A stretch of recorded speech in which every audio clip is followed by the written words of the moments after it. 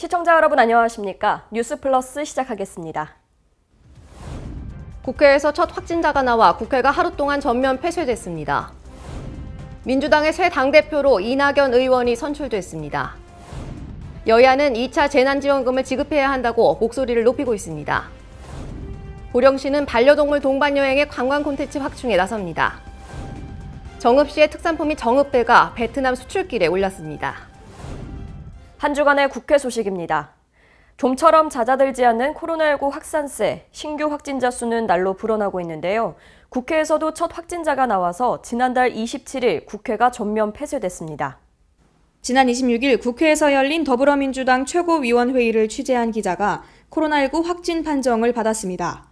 국회는 즉시 코로나19 대응 TF를 가동한 뒤 본관, 의원회관, 소통관을 27일 폐쇄했습니다. 국회 사무처에 따르면 해당 기자는 코로나19 확진 판정을 받은 친척과 지난 23일 함께 식사한 뒤 이후 친지가 확진 판정을 받아 이날 오전 10시 30분에 검사를 받았습니다. 저녁 8시 30분에 해당 기자의 확진 판정 소식이 알려진 뒤 국회 사무처는 긴박하게 움직이기 시작했습니다. 국회 사무처 기조실을 중심으로 소집된 코로나 TF는 국회 본관 및 소통관, 의원회관 등에 머무는 직원을 전부 귀가 조처한 뒤 긴급 방역 작업을 실시하는 한편 이날 최고위원회의가 열렸던 국회 본관을 비롯해 의원회관과 소통관 등 국회 전체를 27일 폐쇄하기로 했습니다. 해당 기자가 취재한 최고위원회의에 참석한 민주당 지도부를 비롯해 참석자 전원이 자가격리에 들어갔습니다. 이날 최고위원회의에는 이해찬 대표를 비롯한 김태년 원내대표, 조정식 정책위의장 등 소속 의원 10명과 당직자 취재기자 등 30여 명이 참석했습니다. 한편 국회는 지난 2월 국회 행사에 참석한 외부 인사가 코로나19 확진 판정을 받아 국회 일부가 이틀간 셧다운된 바 있지만 국회 내부에서 확진자가 나온 것은 이번이 처음입니다. 더불어민주당은 온택트 방식으로 전당대회를 열었습니다. 당대표로 이낙연 의원이 선출됐는데요. 자가격리 중인 이 대표는 화면을 통해 코로나로 인한 국난을 극복하겠다는 의지를 보였습니다. 지난 29일 여의도 더불어민주당 중앙당사에서 전국 대의원대회가 열렸습니다. 민주당은 최근 극심해진 코로나19 확산으로 전면적인 온택트 방식으로 전당대회를 열었습니다. 전당대회를 사흘 앞두고 이해찬 대표 등 당 지도부가 대거 코로나19 능동감시 대상자로 지정되면서 50명이 채 되지 않는 규모로 전당대회를 준비했지만 최근 확산 상황이 악화되면서 결국 10명 안팎의 인원만 참석하는 소규모 방식으로 치러졌습니다. 이날 당대표에는 득표율 60.77%로 이낙연 의원이 선출됐습니다. 이신임 대표는 수락연설에서 코로나 전쟁에서의 승리, 국민의 삶 보호, 코로나 이후의 미래, 통합의 정치, 혁신의 가속화 등 이른바 국민이 바라는 5대 명령을 발표했습니다. 지금 저는 종로구의 저희 집에서 이 연설을 하고 있습니다. 자가격리 12일째, 몸의 건강은 좋으나 마음이 무겁습니다. 민주당은 국민 각계각층의 고통을 더 가깝게 공감하고 더 정확히 대처하도록 쇄신하겠습니다. 5대 명령 가운데 가장 시급한 것은 코로나19와 그것으로 파생된 경제적, 사회적 고난, 즉 국난의 극복입니다. 그에 대한 저의 결의를 윈스턴 처칠이 2차 대전 때 했던 말로 대신하겠습니다. 우리의 목적이 무엇이냐고 물으신다면 한마디로 대답하겠습니다. 그것은 승리입니다. 감사합니다. 이신임 당대표는 김대중 전 대통령의 출마 권유로 2000년 16대 총선에서 전남 한평 영광에 출마해 내리 사선을 했습니다. 2000년에는 대선 직후 열린우리당과 민주당 분당 당시 민주당에 남아 탄핵 열풍 속에서도 지역구인 전남 한평 영광 장성을 지켰고 초선 의원 시절인 2001년과 2002년 두 차례 새천년 민주당 대변인을 2002년 대선 당시 선거대책위원회 대변인과 노무현 전 대통령의 대변인을 역임했습니다. 2017년 문재인 정부의 첫 국무총리로 취임해 2년 7개월간 최장수 총리직을 지냈는데요. 2020년 1월 총리직을 내려놓고 민주당에 복귀해 21대 총선 공동상임선거 대책위원장을 맡았고 대한민국 정치 1번지 서울 종로구에 출마해 당선되면서 당과 자신의 선거를 모두 승리로 이끌었습니다. 한편 이날 전당대회에서는 당대표와 함께 최고위원 역시 뽑혔습니다. 최고위원은 최고 득표율인 19.88%를 받은 김종민 후보를 비롯해 염태영, 노웅래, 신동근, 양향자 후보로 결정됐습니다. 가장 높은 득표율을 기록한 김종민 후보가 수석 최고위원이 됐습니다. 코로나19의 2차 대유행에 따라 여야는 2차 재난지원금을 지급해야 한다고 목소리를 높이고 있습니다. 지난 24일 미래통합당 비상대책위원회의에서 2차 재난지원금 지급이 필요하다는 지적이 나왔습니다. 사랑제일교회의 8.15 집회 이후 코로나19 재확산의 조짐이 보이고 있습니다. 이에 미래통합당은 이날 회의를 통해 정부의 안일한 대책을 지적하는 한편 2차 재난지원금 지급을 서둘러야 한다고 밝혔습니다. 이번 코로나 2차 확산과 관련해서 어차피 정부는 4차 추경을 하지 않을 수 없을 것입니다. 이 4차 추경을 해서 긴급 재난지원금을 갖다가 논하자는 데 있어서도 이 양극화 문제를 염두에 두고서 어디에 가장 집중적으로 지원을 해야지 이 양극화 문제를 더 이상 확산하지 않을 것인가를 갖다가 여의 검토하면서 이러한 2차 재난 자금 지급을 위한 준비를 해야 할 것으로 생각을 합니다. 코로나19 2차 대유행, 대량 감염이 이 전문가들 사이에서 경고됐음에도 불구하고 2차 대유행을 막지 못한 것은 이유 여하를 불문하고 정부의 책임입니다. 지속적으로 국민들에게 경각심을 고취하고 계도해야 될 정부가 오히려 임시공휴일을 지정하고 외식 쿠폰을 발행하면서 마치 코로나가 곧 종식될 듯한 그런 잘못된 인식을 국민들에게 심어준 책임이 크다고 아니할 수 없습니다. 같은 날 있었던 더불어민주당 최고위원회의에서 김혜영 최고위원은 국가 재정이 어렵다 하더라도 우선 사람이 살고 봐야 한다며 우선은 방역이 중요하므로 코로나19 재확산세가 진정된 후 제2차 재난지원금 같은 국가의 지원이 이뤄져야 할 것이다라고 밝혔습니다. 한편 국회의 재난지원금 필요성에 대해 홍남기 경제부총리 겸 기획재정부 장관은 지난 24일 열린 예산결산 특별위원회 종합정책 질의에서 2차 재난지원금에 따른 논의는 깊이 있게 이뤄지지 않았고 상황을 보고 판단할 사안이다라고 밝히며 앞으로는 100% 국채 발행에 의해 의존할 수밖에 없는 상황이라고 말하며 다소 부정적인 입장을 표명했습니다. 이어서 수도권 소식입니다. 강북구가 코로나19의 연쇄 감염을 예방하기 위해서 집합 제한 명령 대상 시설과 방역수칙 의무시설에 대한 현장 점검을 강화합니다. 공공청사에는 인공지능 발열 체크 시스템과 전자 출입 명부가 도입되는 등 방역관리 조치가 확대 운영됩니다. 수도권을 중심으로 최근 코로나19의 확산이 급증하고 있는 가운데 강북구가 지역사회 전파를 차단하기 위해 행정력을 집중 투입하기로 했습니다. 이에 따라 코로나19에 집단으로 감염될 수 있는 고위험 시설과 방역수칙 의무화 시설에 대한 현장 점검이 강화됐습니다. 강북구는 유흥 단란주점과 PC방, 노래방 등 고위험 업소 840곳을 비롯해 실내체육시설과 300제곱미터 이상의 일반 음식점 등 방역수칙 의무시설 365곳에 대해 집합금지 명령 이행과 방역수칙 준수 여부를 검사할 예정입니다.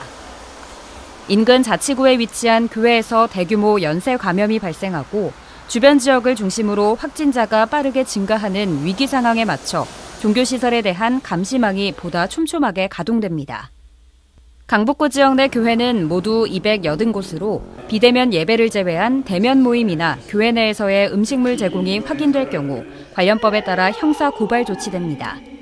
이와 함께 강북구는 내방 민원인과 소속 직원의 안전을 위해 공공청사에 대한 감염병 예방 조치도 확대 시행하기로 했습니다.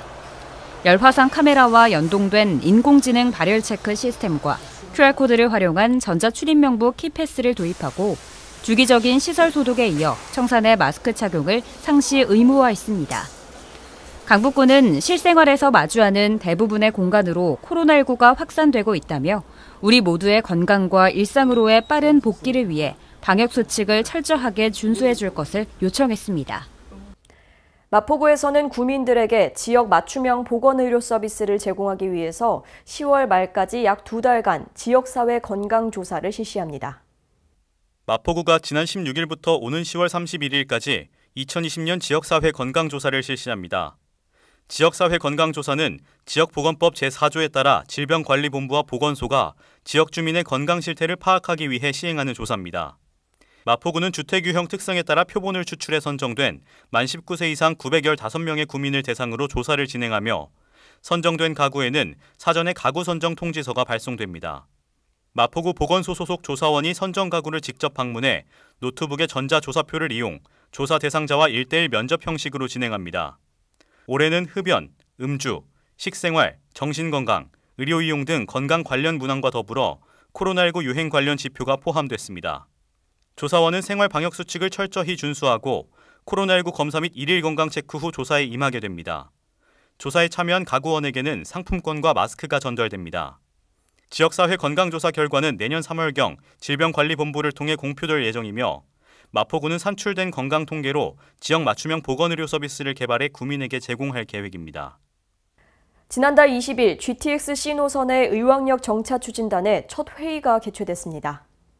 추진단은 의왕역 정차를 위한 다양한 방안을 세우기 위해 구성된 임시기구로 지난달 11일 열린 GTX-C 의왕역 정차 사전 타당성 등 조사 영역 최종 보고에서 제시된 의왕역 정차의 타당성과 경제성을 기반으로 방안을 마련하게 됩니다.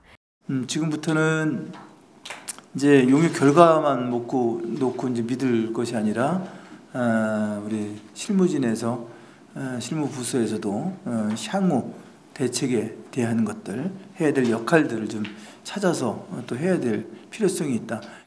이날 회의에서는 GTX 정차와 관련한 분야별 부서장들이 용역 최종 결과 내용을 공유하고 향후 2035년 의왕시 도시기본계획 등 각종 개발 사업과 연계하는 GTX 의왕역 정차를 위한 다양한 안건들이 논의됐습니다. 앞으로 추진단은 GTX-C 노선 의왕역 정차를 위해 국토부와 민간 사업자와도 실효성 있는 협의를 이끌어낼 수 있도록 실질적인 역할을 이어나갈 예정입니다. 다음은 광역시 소식입니다. 간혹 고지서를 받지 못하거나 지방세를 내는 것을 깜빡하는 때도 있죠. 대전시가 시민들이 더욱더 편리하게 지방세를 낼 수 있도록 지방세 전자고지와 자동이체를 적극 홍보하고 있습니다. 지방세 납부 시 전자고지나 자동이체를 활용하면 보다 쉽고 편리하게 납부할 수 있습니다.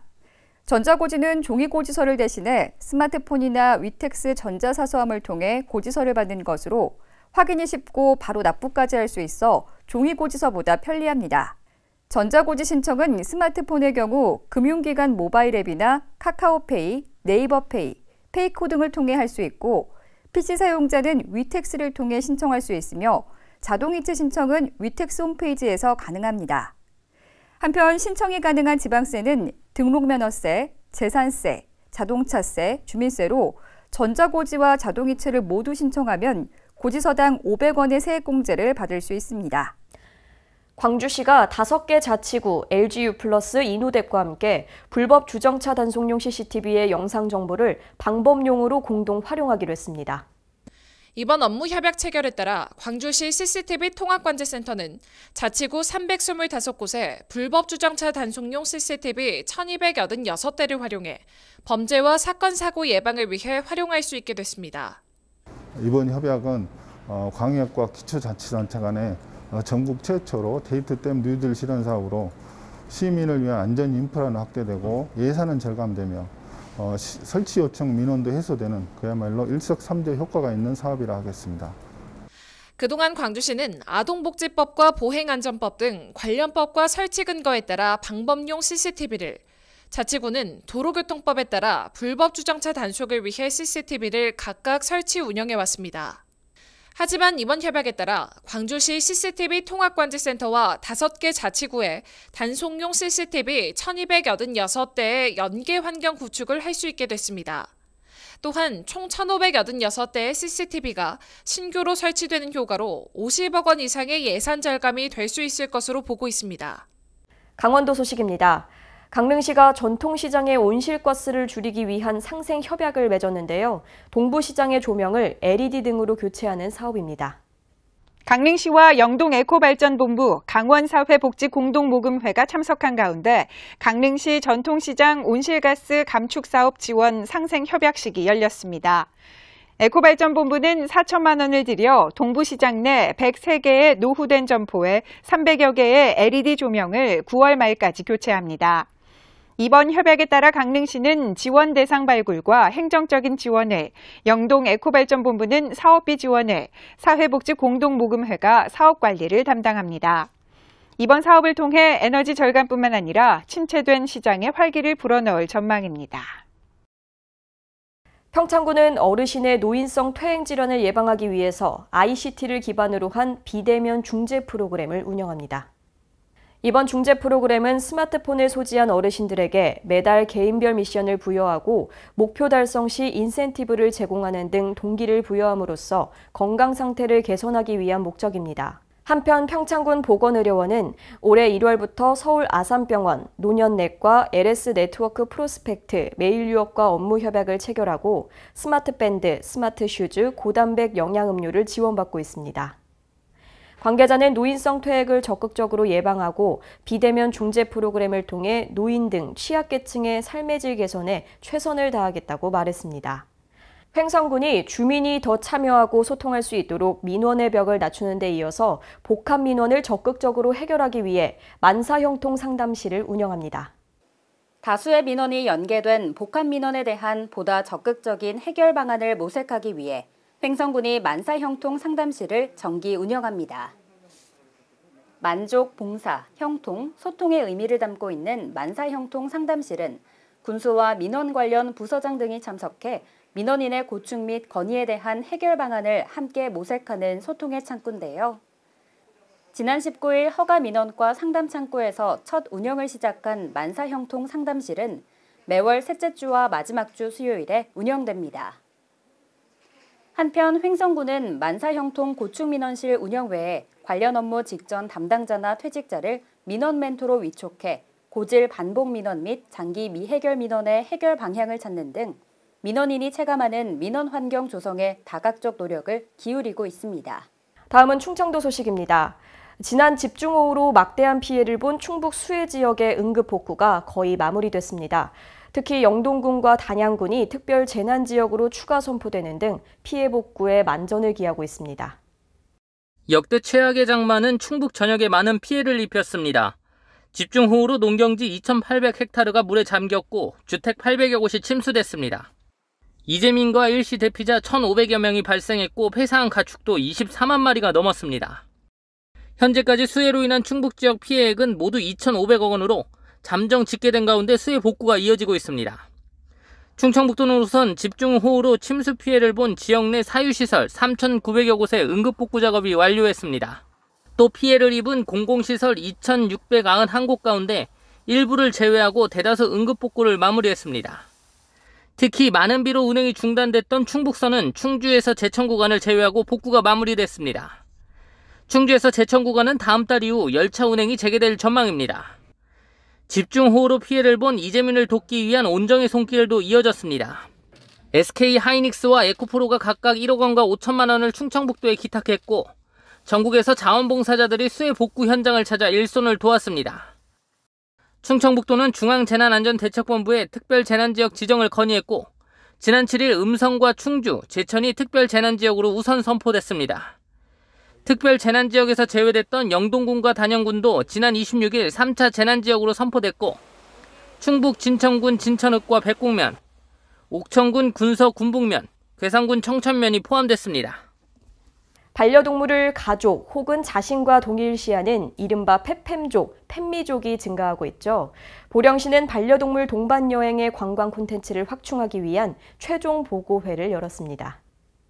이번 보고회는 고령화와 1인 가구 증가로 반려동물 1000만 시대를 맞이함에 따라 성장하는 펫코노미 시장에 선제적으로 대비하기 위해 마련됐습니다. 보고회에서는 반려견 여행보험 도입, 반려동물 동반 가능 숙소 및 음식점 인증제 실시, 해수욕장 내 반려견 이용 전용 구간 마련, 반려견 갯벌 축제, 머드펫 축제 등이 제안됐습니다. 아울러 시는 성숙한 반려동물 문화 정착을 위해 펫티켓 캠페인, 펫티켓 관련 홍보물 제작 및 배포 등 건전한 반려동물 문화 조성을 위해서도 힘쓸 방침입니다. 시는 보고회 이후 반려견을 주로 양육하는 서울 및 수도권 시민들을 대상으로 수요 조사를 통해 콘텐츠 개발에 적극적으로 나설 계획입니다. 다음은 경상도 소식입니다. 양산시가 공공하수처리 시설의 악취 개선 사업을 지속적으로 추진하고 있는데요. 하수처리 공정 과정에서 발생하는 악취가 사라질 것으로 기대됩니다. 양산시는 지난 2016년 3월 사업비 49억 원을 투입해 탈취기 4기와 탈취 배관 및 덮개를 설치하는 등 1차 악취 개선 사업을 완료했습니다. 지난해에는 10억 원을 투입해 커버와 포집 덕트를 설치하는 등 개선 사업을 이어갔고 올해 들어서는 1억 원을 투입해 건조시설과 포그 시스템 설치 사업을 추진해 지난 7월에 완료했습니다. 양산시는 이를 통해 악취 물질을 50% 이상 감소시킨 것으로 보고 있으며 연말까지 폭기조 커버를 설치하고 방류 수로까지 이설하면 민원이 해소될 것으로 기대하고 있습니다. 포항시는 의과대학 유치에 행정력을 집중하고 있습니다. 양질의 공공의료 서비스 제공을 통한 지역의 정주 여건 개선을 위해 최선을 다하고 있는데요. 각계각층이 참여하는 포항의과대학 유치 추진위원회가 출범했습니다. 12일 포항시는 경상북도와 함께 포항의과대학 유치 추진위원회 출범식을 열었습니다. 출범식은 포스텍의 의과대학 유치 추진 계획 보고, 의과대학 설립 공동 합의문 서명, 종합 토론 순으로 진행됐습니다. 이날 출범식에 참석한 각 기관은 지역의 취약한 의료 환경을 개선하기 위한 의과대학 유치의 필요성에 뜻을 모았습니다. 이에 이강덕 포항시장, 이철우 경북도지사, 김무환 포스텍 총장이 위원회의 공동위원장을 맡은 가운데 포스코, 한미사이언스, 제넥신 등 국내 대표 바이오 기업 등이 포항의과대학 유치에 힘을 보탰습니다. 특히 포스텍은 양질의 공공의료 서비스 제공은 물론 신종 전염병 대응 의료기관으로서의 역할을 하며 지역 의료 격차 해소 및 공공의료 지원체계 혁신을 주도해 나가겠다고 했습니다. 또 최첨단 스마트 병원 건립과 함께 바이오 인프라를 활용한 활발한 융합 연구를 수행하며 대한민국 바이오 의료 분야의 신성장 산업을 선도하겠다는 추진 계획을 발표했습니다. 포항의과대학 유치 추진위원회는 의대 유치 분위기 조성과 함께 중앙정부 등 관계기관과의 협력 네트워크 구축으로 대정부 건의 활동을 활발하게 전개하며 의과대학 유치에 최선을 다할 계획입니다. 이어서 전라도 소식입니다. 익산시가 지역 내 일자리 창출과 안정적인 고용 환경 조성을 위해서 지역의 주요 기관과 업무 협약을 체결했습니다. 보도에 황인아 기자입니다. 전북 익산시가 지역의 주요 기관과 인력 미스매치 해소를 위한 업무 협약을 체결했습니다. 협약식에는 익산국가산단과 각 기관 및 교계 관계자 등 12개 기관이 참여했으며 지역 내 일자리 창출과 안정적인 고용 환경 조성을 위해 각 기관별 주요 사업을 연계하고 협력 체계를 구축하기 위해 마련됐습니다. 시는 지속적인 발전을 도모하고 구인기업 발굴로 지역 일자리 기반을 다변화하는 것은 물론 산업 생태계를 고도화시킬 수 있을 것으로 기대하고 있습니다. 정원율 익산시장은 실직한 구직자들의 전직과 재취업까지 종합적으로 지원하는 고용안정 일자리센터 사업을 안정적으로 이끌어서 시민들의 고용 안정을 위해 노력하겠다고 말했습니다. 지금까지 전북에서 황인아였습니다. 임실군의 면면을 살펴볼 수 있는 임실군지가 1997년 이후 23년 만에 발간됐습니다. 강석훈 기자가 보도합니다. 임실군의 역사 등 모든 것을 오롯이 담아낸 임실군지가 23년 만에 발간됐습니다. 이번에 발간된 임실군지는 지난 1977년과 1997년 제작 이후 23년 만으로 지방자치 시대가 시작된 1995년 이후의 임실군의 발전상을 담았습니다. 신민군수는 1995년 지방자치를 시작한 이래 정치를 안정시키고자 했다며 그 바탕 위에서 번영된 임실, 사람이 찾는 임실을 만들고 싶었다고 말했습니다. 한편 임실군지에 담지 못한 이야기는 각 지역의 면지로 구체화돼 인터넷 서비스를 위한 디지털 전환 사업으로 이어질 전망입니다. 지금까지 전북에서 강석훈이었습니다. 정읍시의 특산품 하면 배가 가장 유명한데요. 정읍 배가 베트남 수출길에 올랐습니다. 황인아 기자입니다. 정읍시의 특산물인 고품질 정읍배가 새로운 시장으로 급부상하는 베트남의 수출을 축하하고 향후 수출 활성화를 기원하기 위해 베트남 수출 성차식을 가졌습니다. 시는 이번 성차식을 통해 교민들과 현지인들에게 고국의 맛있는 배를 제공할 예정입니다. 한편 시는 해외 판촉을 강화하기 위해 지난해 베트남 현지를 방문해 마케팅을 통한 판촉 행사를 추진함으로써 수출 확대에 앞장서겠다는 입장입니다. 정읍시 관계자는 정읍배는 공선회원들의 공동선별과 공동출하 등 철저한 품질 관리에 노력을 기울여왔다며 앞으로도 수출 물량과 수출 국가가 크게 확대될 수 있도록 관심과 지원을 아끼지 않겠다고 말했습니다. 지금까지 전북에서 황인아였습니다.